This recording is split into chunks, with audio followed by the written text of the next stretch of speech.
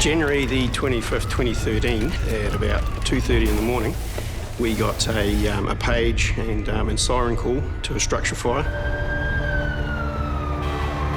The chief of the fire brigade rang me up and said, "John, you better come, man, we're going up to your dad's and it's not good."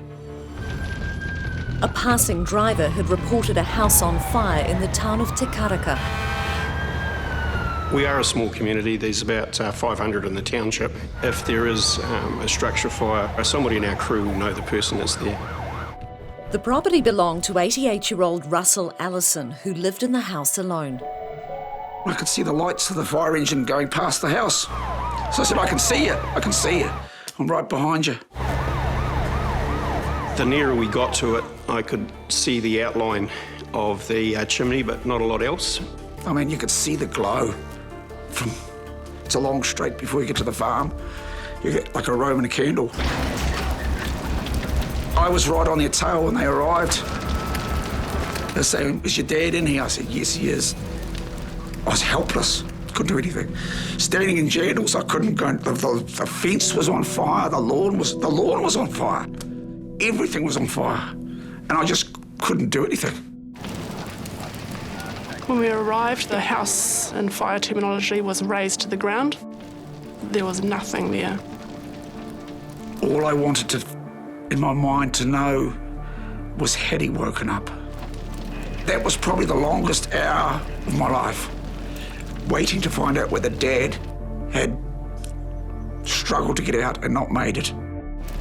We discovered the remains of Mr. Allison in his bedroom.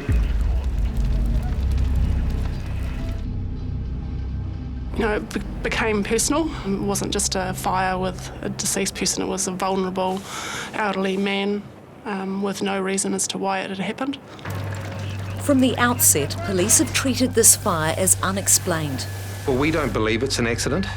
And since 2013, they've been trying to establish the circumstances of the fire that killed Russell Allison as he slept in his bed that night. We believe that at least one other person is holding knowledge as to how Russell Allison died that night. There's nothing I can do, and I just live with this, you know, I'm helpless. For detectives who've worked on this case since the beginning, the drive to solve it is always there. Little things will trigger and remind me about the fire and that night. Can we do something again, or is there a way of reviving what's happened to spark anyone that can come forward and help us? 7 years into the investigation, we've brought this cold case team together to review the suspicious death of 88-year-old Russell Allison. Russell went to bed and he never woke up. The fact that that remains unsolved really bugs us, and we're determined to solve it.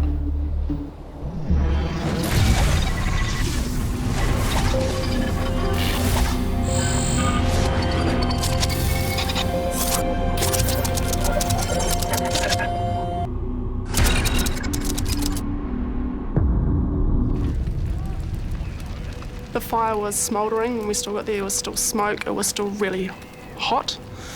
There were no flames.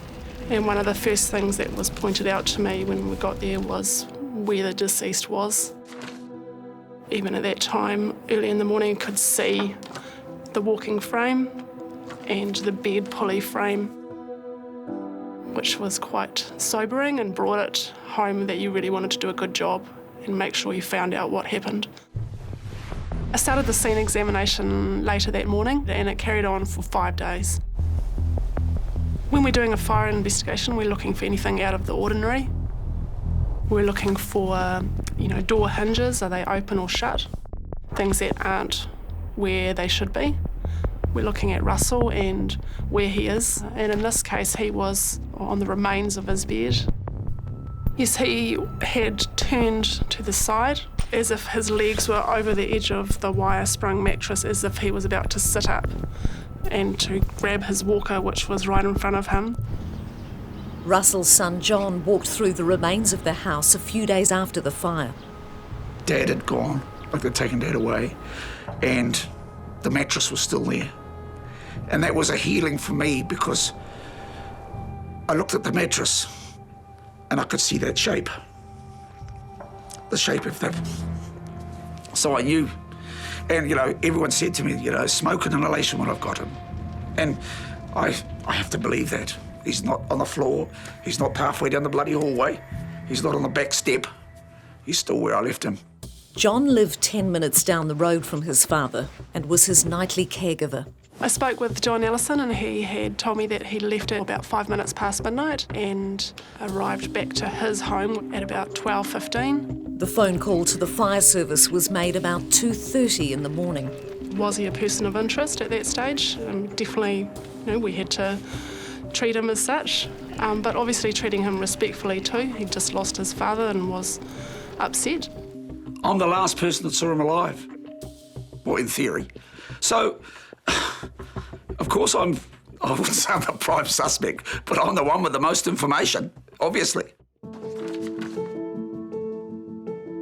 My father was christened Ronald Russell, but I never ever knew him to be Ronald Russell all his life. He was born 29th of June, 1924 in Whakatane. Russell was the youngest of 4 brothers, but their mother died when he was young, so he was bounced around different family members. When he was 17, he got special dispensation to join the army. The war was a great adventure. The many men who did it just decided, this is an adventure, we're going to go and see the world. So he got the permission and away he went. There's one here just with him in camp, up there, sitting in the tent with 3 of his mates. Unfortunately, he didn't write down who his mates were. Russell was a keen photographer and took photos everywhere he went. Egypt, Greece, Italy, even Japan after the atomic bombs had been dropped. Back a page, he's got Hiroshima. They stood in the middle of this barren wasteland and he took photos. He took photos of all the wooden buildings just blown away. And you come to the end of it, disembarkation. Next photo is the house. When Russell returned in 1946, he joined his father and uncle on the farm in Te Karaka, 30 minutes out of Gisborne. 3 adult men living in a house, which must have been a bloody nightmare. But they survived there. My dad didn't marry my mum until 1953. So she endured for a long time with 3 men in the house. She deserved a medal too. When Russell and Mari started a family, they all lived on the farm together. That's why Dad had such an affinity with the farm. It was his first real home after being vagrant as a little child, going to war, coming home. I suppose it was security. And it was the only house that my mum and him ever lived in. 53 years they were married.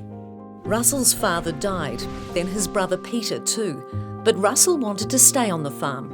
Mum and Dad were happy. It was their home, and then Mum passed on. Dad wanted to continue because it was his security, his home. He didn't want to go into a home or something. And I'd always said to Dad, as long as you want to stay here, I'll support you. So that's what we did. Russell had already had heart surgery. Then a few years later, he had a fall and broke his hip. He was active in his mind, but his body just started to say, look, I'm just getting a bit tired. And so in the last few years, Russell had home help in the morning to get him showered for the day. Another carer would come and cook dinner in the early evening. And then every night, John came to put his father to bed. And he just wanted to sit and talk. He just wanted some company. And then he got to the stage where it just got him a little bit difficult to get to bed. John would help him with his pyjamas, make sure he was taking the right medication, then remove his hearing aids just as he got into bed. He'd stand at the door, a hand on the switch. He'd say, you right, Dad? You right? Yep, I'm right. And then, click. He'd have his thought of the day.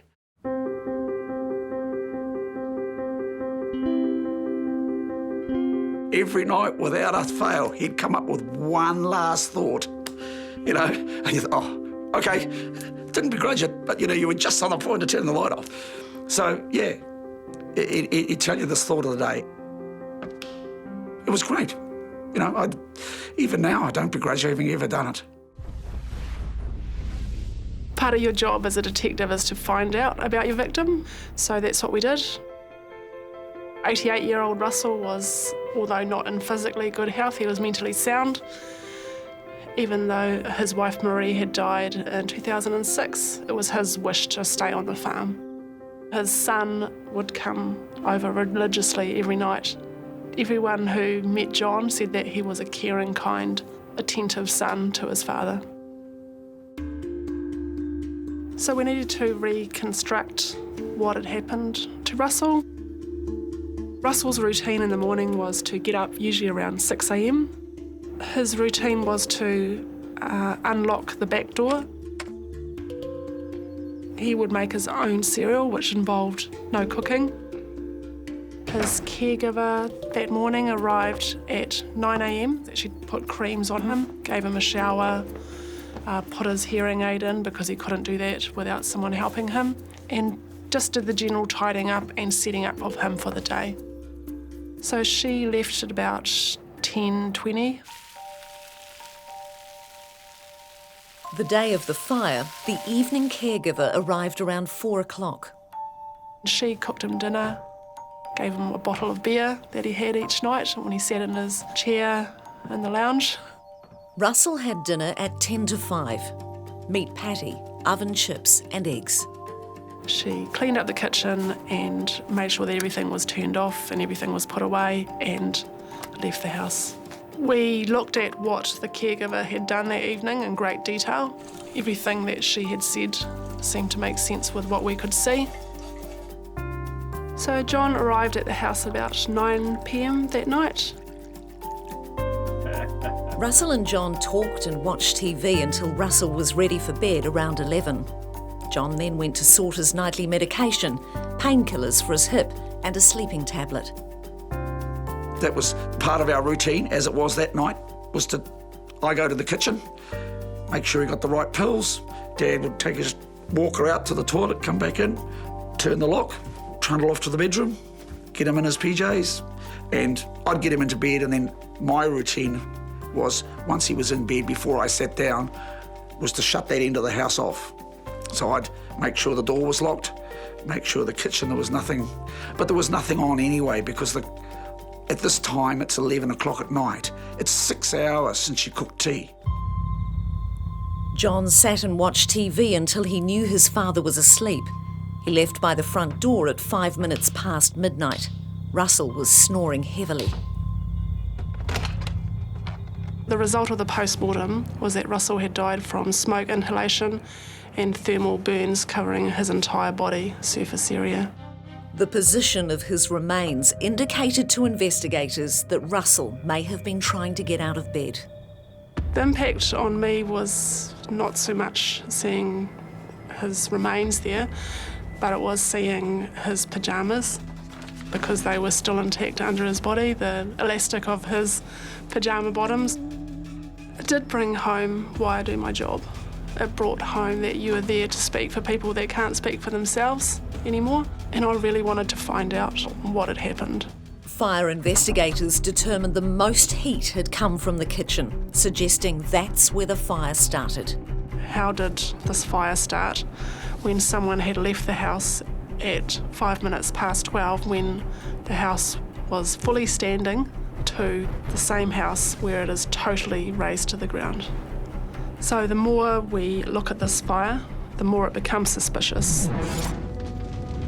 7 years ago, 88-year-old Russell Allison was asleep in his bed at home on the Gisborne farm where he wanted to see out his days. But in the early hours of January the 25th, 2013, the farmhouse was razed to the ground. Police believe the fire warranted in-depth investigation. Detective Inspector Rob Jones has been overseeing this case since the beginning. There are times when the public might think that police have simply stopped investigating the death of someone like Russell Allison. I can promise them that that doesn't stop. Gisborne Detective Senior Sergeant Kevin Ford joined the investigation team last year. Russell Allison was an elderly, well-respected man who certainly didn't deserve to die in the way that he did. And Detective Inspector Mike Foster is new to the review team.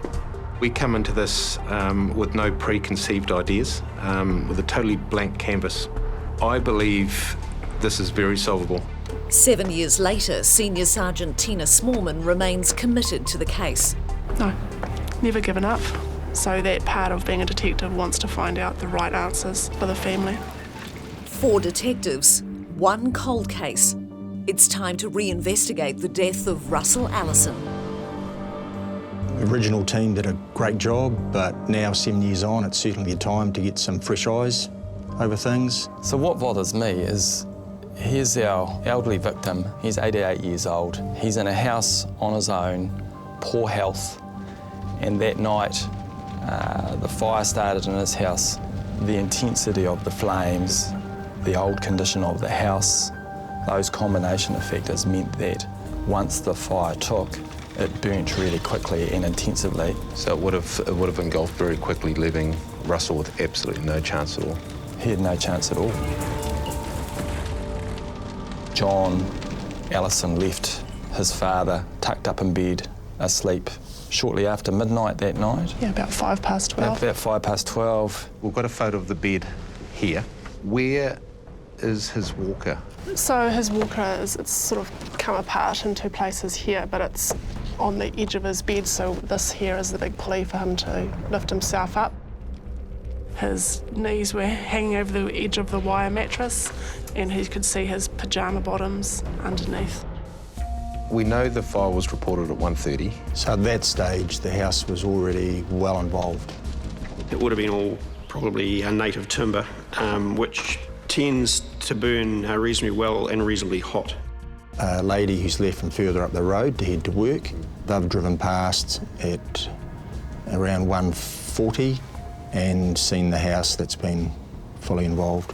Because it's older, has a lot of air leaks in it, if you like. If a fire is actually fuelled with air, it can probably double in size every 90 seconds.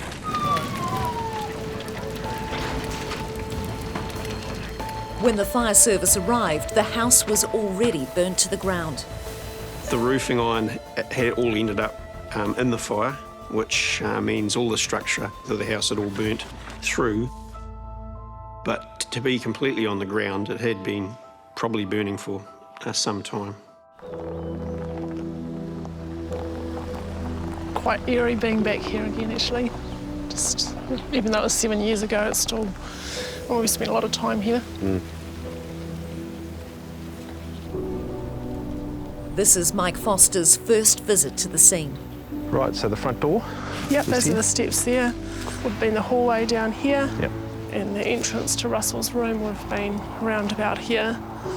The walker would have been left by John right there. Russell slept on this side of the bed. Okay.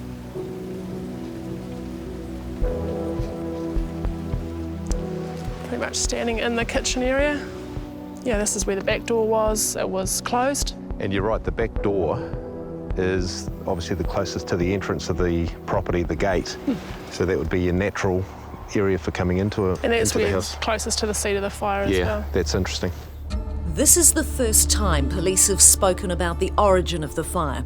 Early on, investigators determined the most heat had come from the kitchen. Police are now prepared to reveal that's where the fire started. And John is adamant that when he left the kitchen, there was nothing in there that caused him any concern whatsoever. That's correct, yeah. Everything got looked at initially at the scene, and every appliance that you can see, I think That's the bottom the of the hot water hot water cylinder, and this is a grill that was there. They've all been taken back and further examined by the electrical engineer as well. So there's microwave, iron, stove. Yeah, every single appliance that was in that kitchen was tested. All the wiring of the house that could be identified, including the switchboard or fuse board, was tested, and no item was found to have any electrical fault.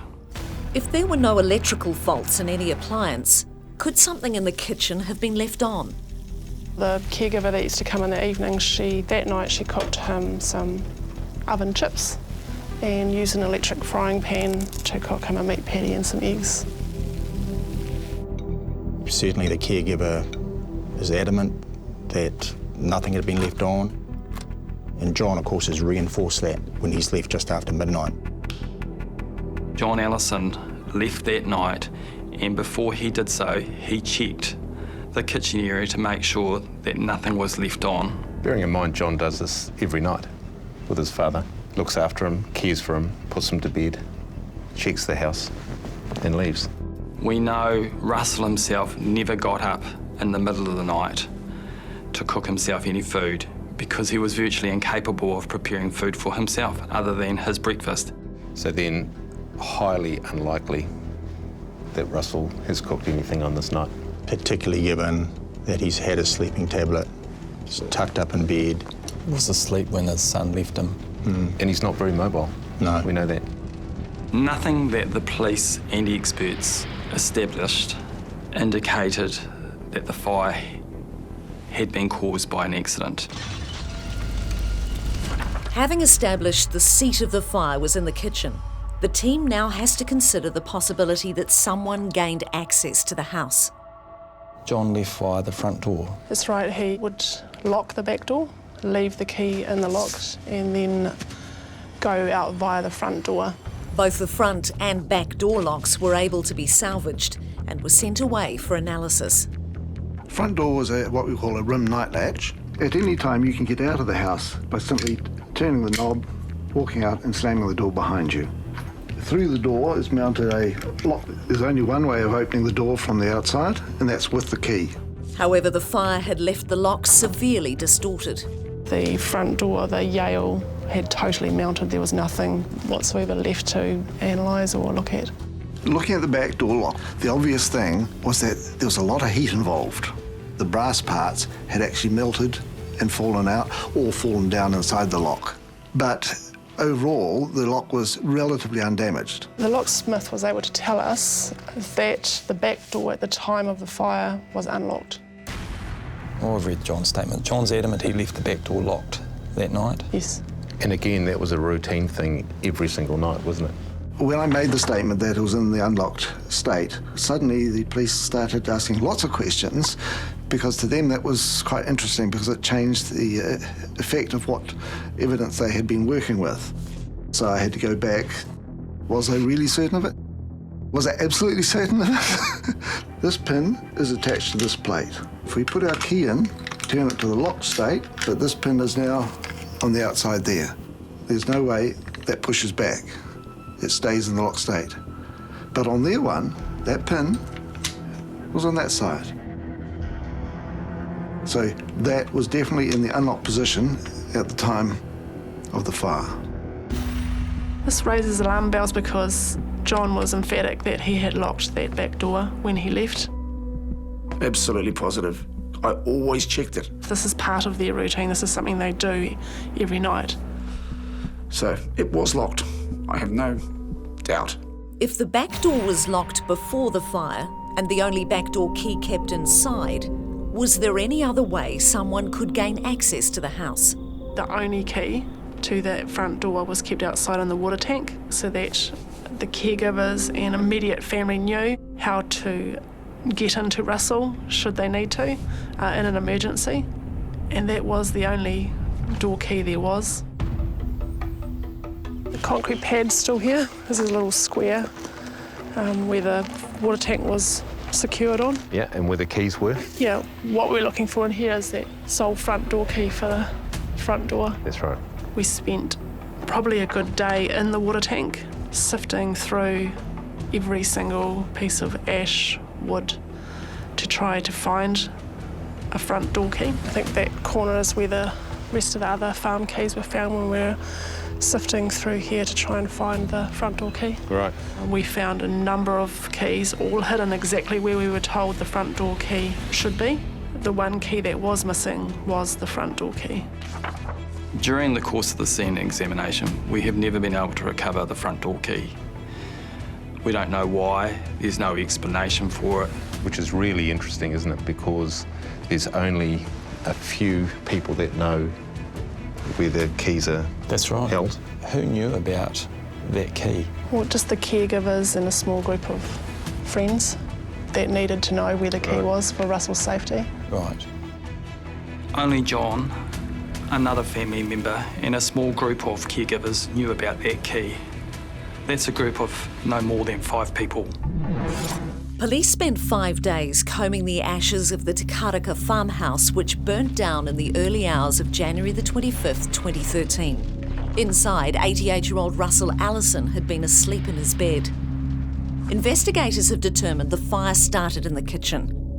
Now police are prepared to reveal a crucial detail that has previously been withheld. One of the key things that we discovered during the course of the scene examination is police locate an item of interest outside the rear of the property adjacent to the clothesline. Our item of interest was located just over here, wasn't it? Just over there, between the water tank and the washing line. Right. So round about over here was where the item of interest was located. And when you look back at the house, how close is that? The grass had been scorched all the way back here, That's right. and the item of interest was lying on the scorched grass. And the item of interest was undamaged. If it had been there, you know, a day before or before the fire started, it would have been damaged. Right. Police won't reveal what that item of interest is, but they are prepared to share some details. It is something that is usually kept inside the house. Okay. It should have been there the night of the fire, and that item of interest has been moved. And it's been placed there after the house has been fully engulfed. There's no damage to that item of interest. No, nothing.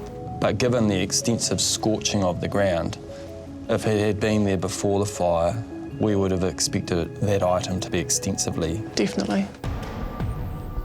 We have spent hours speculating about the significance of that item of interest and the location that it was found in. That item has been introduced to the scene well after the fire has occurred, but before the fire service arrived.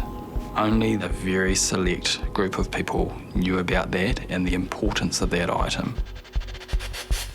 So then that's indicating that the person's been there long enough for the grass to scorch Correct. all the way up. That's right. And Russell was going to Trapped die. within the house. Could this key piece of evidence still reveal more significant information? We need to see just how far we can take that in terms of a new forensic examination. It's a critical piece of evidence. We have a very small group of people who know intimately how Russell lives, where things like the key to his door is in the outside tank, how he moves around the house on a daily, nightly basis. And out of that small number of people, of course, we've got one person in particular that has really drawn our attention for a number of reasons. We've had a number of persons of interest that we've looked into throughout the investigation. There is one particular person of interest that keeps bringing themselves to the fore.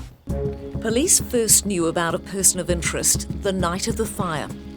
When we turned up at the scene in the early hours of the morning and spoke with Russell's son, John, it was then that he told me about a phone call that his father had received early morning on the 24th. That was really concerning to his father and really concerning to John.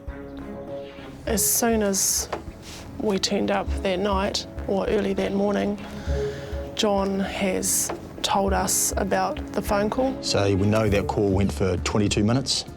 And as you say, we certainly know that Russell was really upset and distressed by that call. Because of the phone call, John told police he made certain the house was especially secure that night when he left.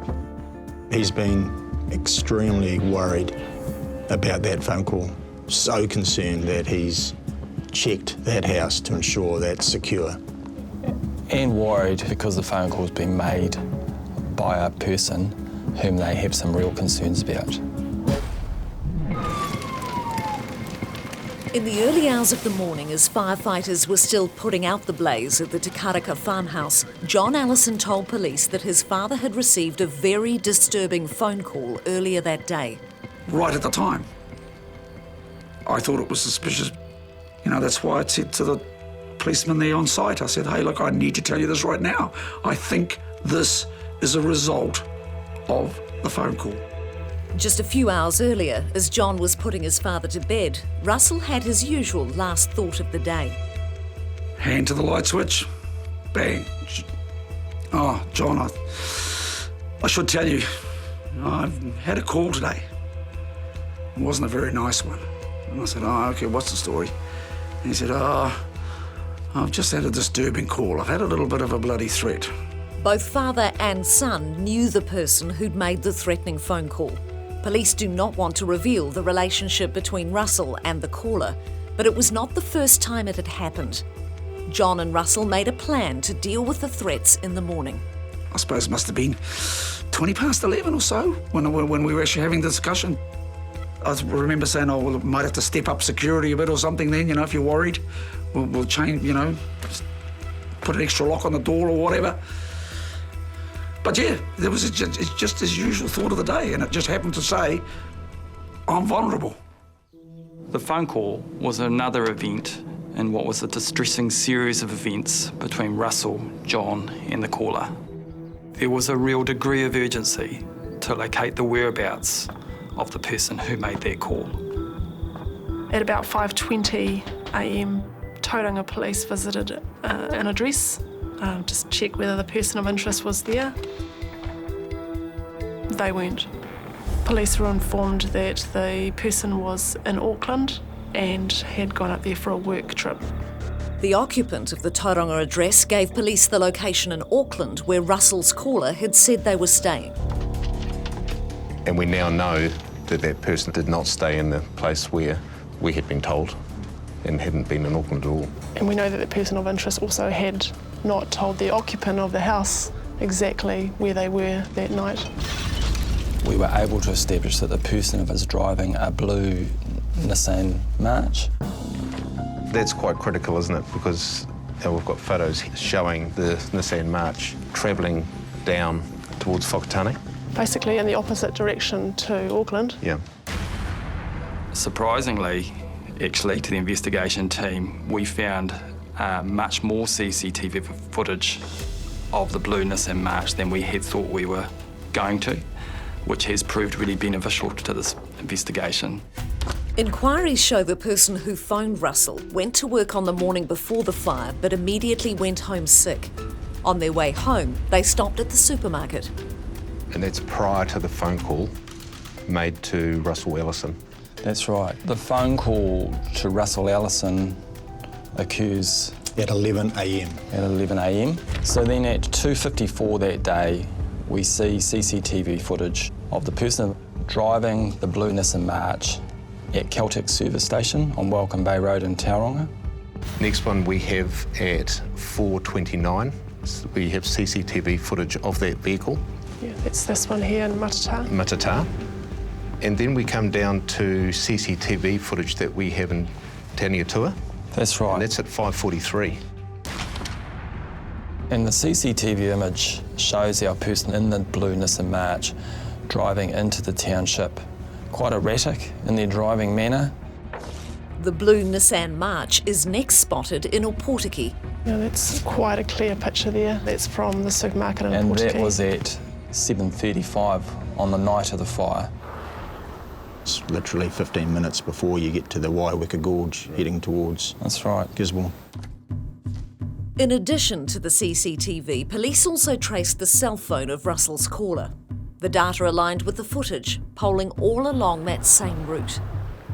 The next time the phone coverage comes into play is when it hits the Te Karaka cell site. Right. Which is approximately an hour and a half later, which we all know we've driven that gorge many times. It's that time frame for getting through the gorge is an hour and a half. So as soon as this person has driven into cell phone coverage, it's pinged, and we know exactly what time that is. The polling data from Te Karaka is significant. The Te Karaka cell site only provides coverage to a very small area, including Russell's house. So someone had to have been close to the house within 8.8 kilometres of 290 Wharatutu Road. So we're now close on 9 p.m, which we also know is the time that John is getting to his father's house. The person sends a text message that night at 10:47 p.m. Again, it polls off the Te Karaka cell phone tower. So then this person has been in this area for about 3 hours until John Allison has left the father's address. That's correct. At that time, John was still at the house, probably putting his father to bed, doing all those normal caring things he's always done for his father every night. So we know that John Allison left his father's house at 12:05 a.m., leaving his dad in bed, snoring away. That's right. The next thing we know is that the house is fully engulfed by fire at 1:30 a.m. Police are confident Russell's caller was in the area of the farmhouse in the hours leading up to Russell's death. So they're there after having taken a trip to the area, after having lied about where they were going to be. Awful long way away from Auckland where they said they'd be. We've got them tracking via CCTV all the way to Takaka, where we've got phone polling, certainly the last polling at just before 11 p.m, 10:47, and we've got such a short window of time between John leaving and that fire being well involved by 1:30. You know, I put the blame on myself for a little while because I thought, what, my ute was there, I drove out. Did I see any kind of car anywhere? Because I wasn't looking. So I burdened myself a little bit in the beginning because I was Dad's keeper and I failed. Police have a person of interest in this case. They believe the evidence shows this person was in the area of Russell's house just hours before the fire started. Tell us about the movements back towards Tauranga. The police have gone to visit that person of interest address at 5:19 a.m. That person has then tried to make contact with our person of interest. Right. Via text and via certainly a voice message. 5:23, sent a text, "Are you awake?" Yeah. Still thinking that the person of interest is in Auckland, asleep. And that's where they've told them that the police have been around, don't know why. At 5:41, the person phones the Tauranga police station, but no one answers. The first official media release about Russell dying in the house fire at Whakatutu was on the 6 o'clock news that morning. That's correct, Yep. yeah, 25th. Yep. And we know that at 6:02, that the occupant of the Tauranga address has phoned and told them that there's been a report about the fire on the news. The news report does not name Russell Allison as the victim of the fire, but shortly after hearing the news, Russell's caller uses their phone. 15 minutes later, they've texted their employer. And the text message, the words were, "Do me a big favour, if anyone contacts you, tell them I have been with you all night. I explain later." What does that say? That's quite telling, isn't it? 6:11 a.m. A few months into the investigation in 2013, police spoke to the driver of the blue Nissan March. They were not helpful with their responses to our team. The person who made the disturbing phone call to Russell has briefly spoken to police. This has left many unanswered questions. There are many reasons why people choose not to continue to talk to police. However, it is very frustrating that we don't have these answers. Police are fully aware that over time, loyalties change. The team believes the investigation into Russell's death will be solved. It's achievable. Otherwise, we wouldn't be investing time and resources into this investigation. We believe it's always been solvable, but sadly, some investigations like this take time and patience. So we've established a new investigation team. We're certainly going to be focused on reanalysing and reassessing every statement we took. We'll be re-interviewing some people, particularly people we think may be able to offer us something more. And we're certainly going to re-look at a number of the exhibits that we seized, in particular that one key item of interest to us. We're going to need to reappeal to anybody who knows anything about this to come forward, because somebody else knows what happened to Russell Allison on that night. Do you know anything about this case that could help solve it? If you have any information about the death of Russell Allison, police need to hear from you. Sometimes time's our friend. time can often erode a relationship that exists, or erode the trust or the goodwill that exists between parties. Since the fire, John has tried to track down as many photos as he can of his father. And I got another cool one that only popped up a while ago. It's of Dad sitting in his chair in the lounge. It's how I met him every night. Just look around the corner of the door and there's Dad, you know, and that's him there. It's exactly as I saw him. With a fire like this, you don't end up with many photos. I've ended up with what friends had given me. A few I had hidden away. You know, they're all precious. That one is a cool one. It was been in a frame. I did have that one. And that's my dad and myself at the Anzac Parade down here, dressed up, you know, medals on. But it wasn't just the photos that were lost in the fire. When Mum died, we had the service and she was cremated, and I asked Dad what he wanted to happen, and he said he wanted Mum to wait for him. And so in the lounge, on top of the china cabinet, sat Mari Allison's ashes. I remember remarking to the policewoman in charge, Tina, that I said, I should tell you, my mum's here too. That became really important to give him back his mum, who he felt like he'd lost a second time. ESR scientists sifted through the china cabinet, identifying different kinds of ashes.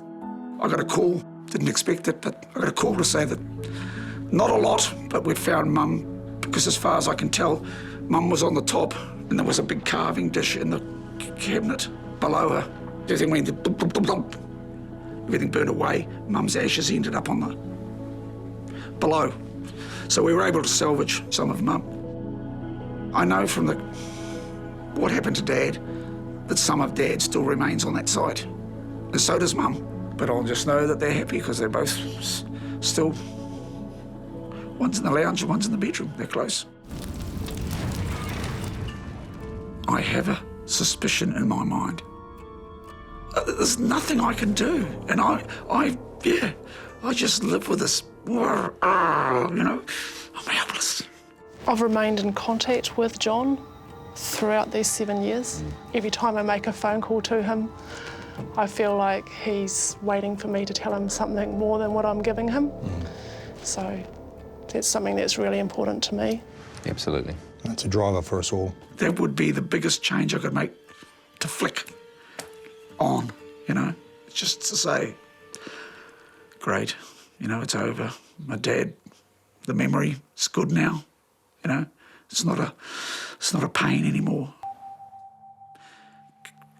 I would think if it happened and Mum and Dad had already been put to rest, just go in and see them, tell them it's over. Because I can't hold them forever. They deserve rest. It certainly impacts on us. We know it definitely impacts on John and his family. I feel like we have a responsibility to John, and I don't want to let that responsibility go. We owe it to the community and family to resolve this matter. We can solve this. For Russell, for John, for the Allison family, we are very determined to solve this.